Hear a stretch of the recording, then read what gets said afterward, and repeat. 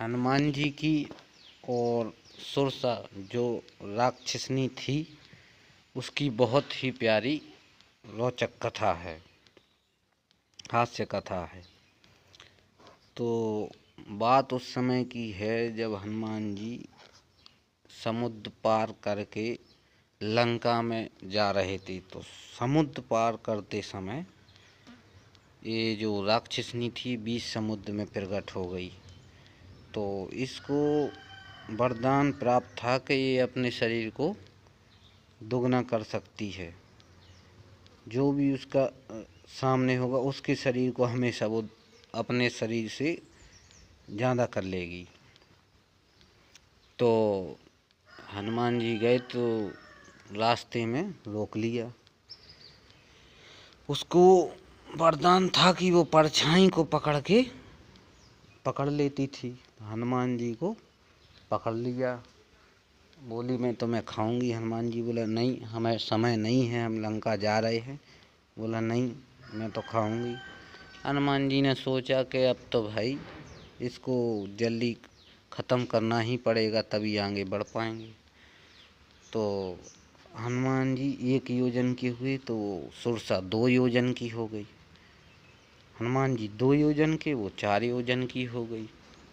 ऐसे फिर बढ़ता गया शरीर और हनुमान जी 32 के हो गए तो वो 64 योजन की हो गई। तो हनुमान जी ने बोला कि अगर इस काम में लगे रहे तो मैं तो जितना शरीर बड़ा करूँगा उसका ये डबल कर लेगी। तो हनुमान जी ने कहा ऐसे काम चलेगा नहीं, बुद्धि का प्रयोग करना पड़ेगा। हनुमान जी तुरंत छोटे हुए मुंह के अंदर गए, वापस आए। तो सुरसा से बोले अब तो तुम्हारे पेट के अंदर घूम के हम आ गए, तो इस बहाने आपके मैं लड़का हुआ, फिर भी खाओगी? तो सुरसा बोली नहीं, मैं आपको खाना नहीं चाहती, मैं आपकी परीक्षा लेना चाहती थी कि आपका जो मैं सुना हूँ उतना साहस है कि नहीं। तो कई लोग इसमें बोले कि जब हनुमान जी उनके मुंह के अंदर जा रहे थे तो उसने बंद क्यों नहीं मुंह किया। तो हम आपको बता दें कि जो 1 योजन है वो कम से कम 10 किलोमीटर का होता है।